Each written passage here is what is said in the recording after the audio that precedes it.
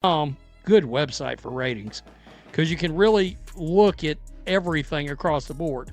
Here we are, True TV, 7:45 p.m. That's why I can get this rating.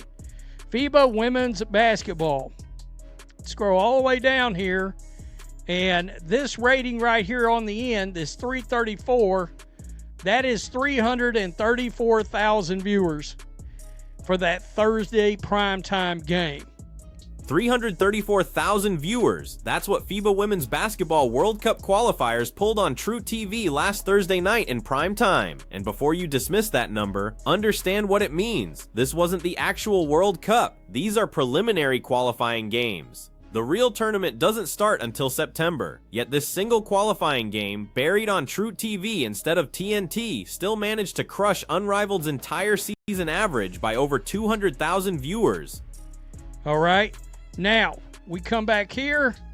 Right here is the 18 to 49 demographic, a .06.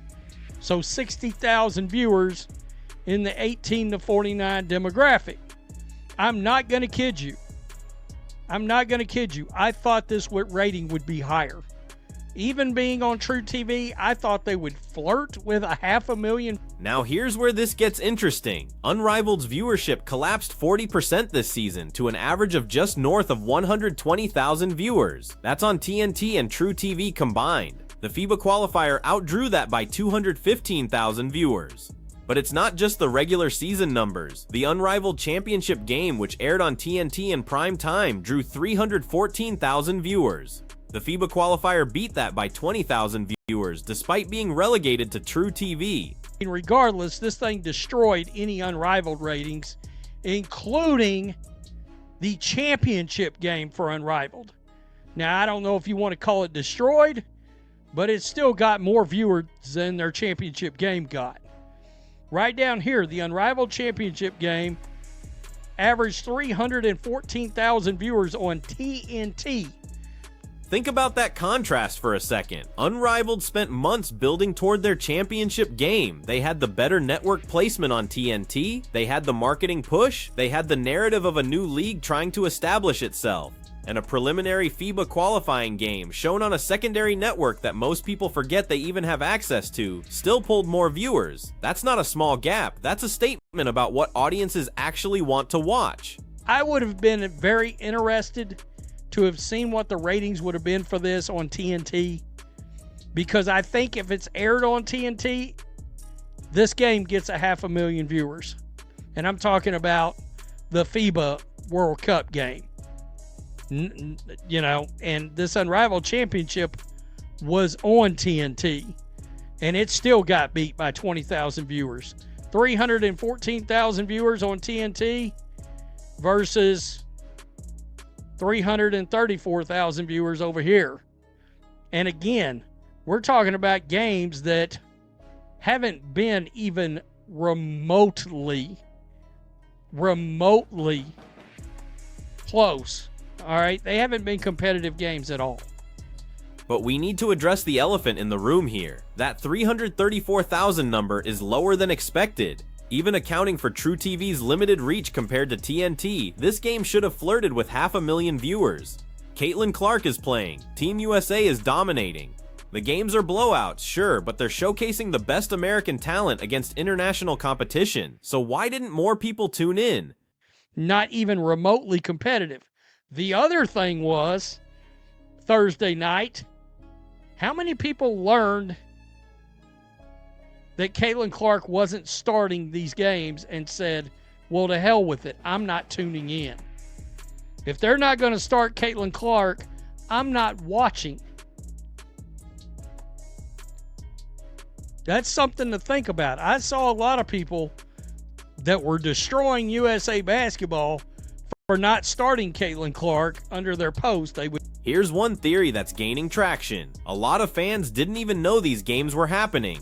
Despite the WNBA's recent ratings surge, the marketing push for FIBA qualifiers was minimal. No major promotional campaign, limited social media presence. If you weren't actively following women's basketball news, you might have completely missed that Team USA was playing meaningful games this week. That's a massive marketing failure when you've got the most popular player in women's basketball history on the roster. put up the starting five, Caitlin Clark wouldn't be there. Now, I should get a rating for yesterday's, maybe yesterday's game, because it was a weekend game. But I don't know that for sure, and I'm interested to see what that rating ends up being. But there's also a lot more competition. But I thought this was interesting. A lot of you guys wanted to know it. I was very curious. Not as high as I thought it would be. Again. But there's another factor that can't be ignored. Caitlin Clark wasn't starting these games. She was coming off the bench. And when USA Basketball posted their starting lineups before Thursday's game, the reaction on social media was immediate and harsh. Fans were destroying USA Basketball for keeping her on the bench. Comments flooded in saying if Caitlin's not starting, they're not watching. That's not speculation. Those were actual statements from people who would otherwise be core viewers for these games. For like 3 minutes, where literally the screen just went black with a TNT logo on it. And I posted about that. I talked about that in my reaction video to the game. But I posted that on X, and a lot of people came back with, I'm watching on HBO Max. We're streaming this on HBO Max. So it makes me wonder how many people watched on HBO Max, because that was a lot of the comments I got back, is that's what a lot of folks were watching on, actually. Now let's talk about the streaming factor that's being overlooked. During Thursday's game on True TV, there was a 3-minute blackout. The screen just went black with a TNT logo. No explanation, no audio, just dead air. When that happened, social media lit up with viewers saying they were watching on HBO Max instead. That's significant because HBO Max streaming numbers aren't included in these traditional television ratings. You don't need YouTube TV or cable. If you already have HBO Max, you could watch the game. So how many people took that route?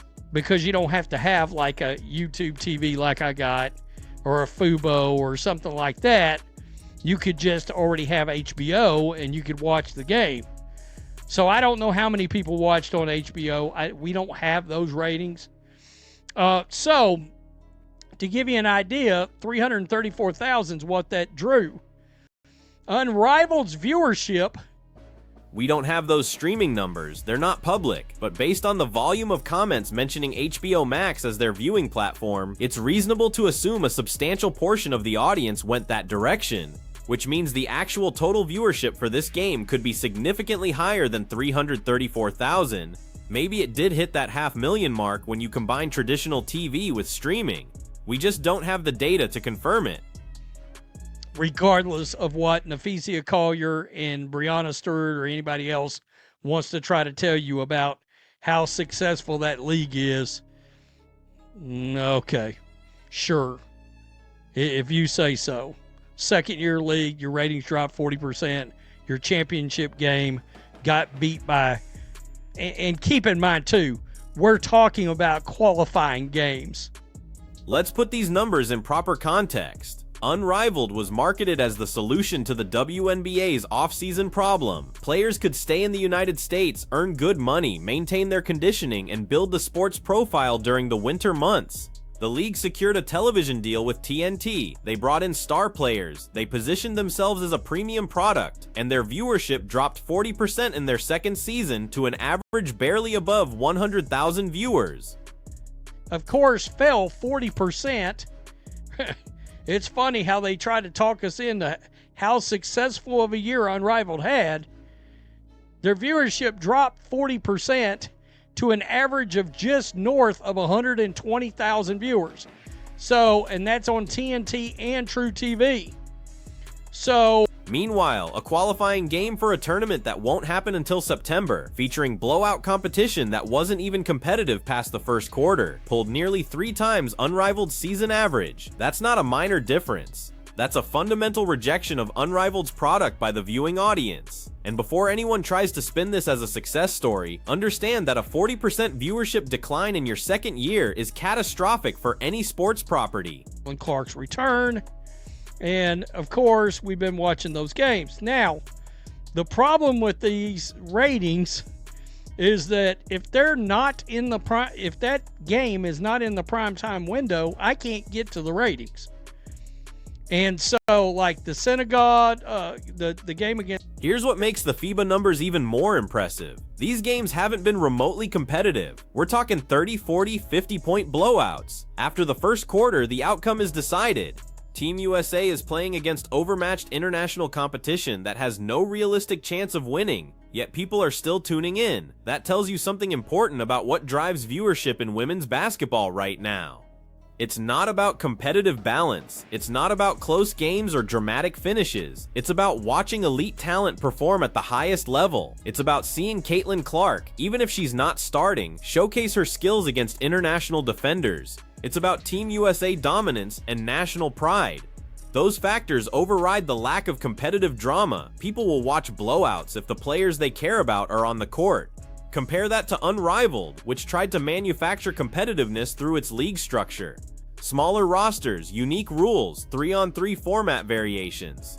The games were closer, more competitive by design, and viewership still collapsed because competitive balance without star power and meaningful stakes doesn't move the needle.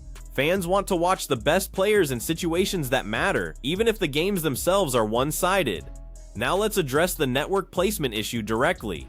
Turo TV is not a premium sports destination. It's known for reruns and lower-tier programming. When you put a sporting event on Turo TV instead of TNT, you're immediately limiting your potential audience. Many cable packages that include TNT don't include Turo TV. Streaming services that carry TNT often don't carry Turo TV. The discoverability factor alone probably cost this game 100,000 viewers or more. So the fact that this FIBA qualifier still outdrew Unrivaled's championship game despite that massive disadvantage makes the comparison even more damning for Unrivaled. If this game had aired on TNT in the same time slot, it almost certainly would have hit 500,000 viewers or more. The demand is there, the interest is there, the audience wants to watch Team USA basketball. They just need to know it's happening and be able to find it easily. The 18 to 49 demographic numbers tell another part of this story. 60,000 viewers in that key advertising demographic for the FIBA qualifier. That's a .06 rating. Not great by any standard. But here's the thing about women's basketball viewership that networks are still figuring out. The audience skews older than traditional sports demographics. The core viewers aren't necessarily in that 18 to 49 range that advertisers prize most highly. That's both a challenge and an opportunity. It's a challenge because advertisers pay premium rates for younger demographics. It's an opportunity because older viewers tend to be more loyal, more likely to watch live instead of streaming later, and more likely to actually watch the commercials instead of skipping them. The total viewership number matters more than the demographic breakdown when you're trying to build a sustainable audience for women's basketball. Let's talk about what happens next. The actual FIBA World Cup starts in September. That's when the real competition begins. That's when Team USA will face opponents who can actually challenge them. That's when the stakes get legitimately high. If a preliminary qualifying game can pull 334,000 viewers on True TV, what can a World Cup semifinal or final pull on TNT in prime time? Based on what we're seeing, a World Cup final featuring Team USA could potentially draw over 1 million viewers if marketed properly and placed on the right network. That would be a massive number for women's basketball outside the WNBA season. It would prove that the audience growth we saw during the WNBA season wasn't just a temporary Caitlin Clark curiosity bubble. It would demonstrate that there's sustained, genuine interest in elite women's basketball across multiple competitions and formats. But that only happens if the marketing improves dramatically, if USA Basketball and their broadcast partners actually promote these games, if they put them on networks people can easily find, if they build storylines and create appointment viewing. The raw interest is there. The potential audience exists. The execution has been lacking, and that's cost them hundreds of thousands of viewers who would have watched if they'd known the games were happening. The Unrivaled comparison reveals something uncomfortable that needs to be said directly. That league was never going to succeed at the level its founders hoped. The fundamental premise was flawed. You can't create a premium basketball product by taking WNBA players and putting them in a different format during the offseason. The audience wants to see these players in meaningful competition, representing something bigger than a manufactured league with no history or tradition. Team USA Basketball has meaning, it has history, it has national pride attached to it. When Caitlin Clark puts on a USA jersey, it means something different than when she plays for a team called Lunar Owls or Phantom. That emotional connection matters enormously for casual viewers. They'll tune in for Team USA even during qualifying games. They won't tune in for Unrivaled even during championship games. The 40% viewership decline proves that conclusively. So where does this leave us? The FIBA qualifiers are drawing respectable audiences despite minimal promotion and poor network placement. Unrivaled is dying a slow death despite TNT backing and star player participation. The WNBA regular season saw massive rating growth when Caitlin Clark was playing meaningful games for Indiana. The pattern is clear. Audiences will watch women's basketball when it matters, when the stakes are real, and when the best players are competing in formats they understand and care about. The question now is whether USA Basketball and their broadcast partners learn from these numbers.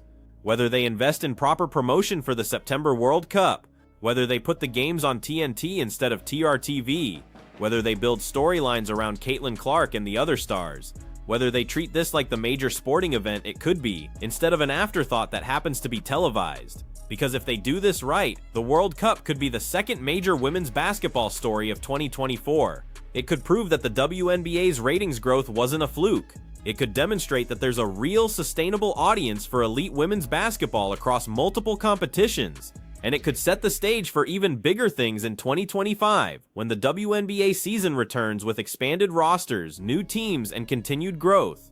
But if they fumble this opportunity the way they fumbled the qualifier promotion, they'll leave millions of dollars and hundreds of thousands of viewers on the table. The audience is ready, the interest is there, the players are performing. Now it's up to the business side to actually capitalize on what they have, instead of treating it like a secondary property that doesn't deserve full promotional support. So here's the bottom line. 334,000 viewers for a qualifying game on TRTV is both disappointing and encouraging.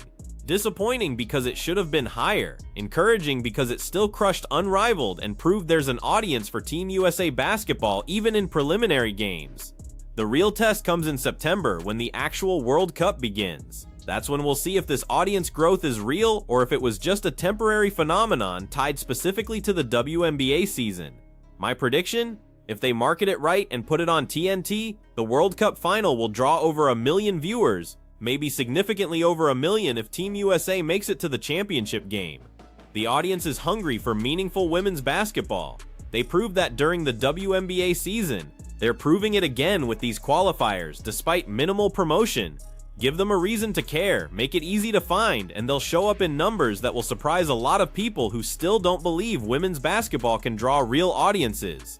What do you think these numbers mean for the future of women's basketball? Are you planning to watch the World Cup in September? And do you think Caitlin Clark should be starting for Team USA, or is the current rotation working? Drop your thoughts in the comments. And if you want more analysis of WNBA ratings, media coverage, and league business decisions, subscribe to the channel because we're going deep on all of it throughout the year.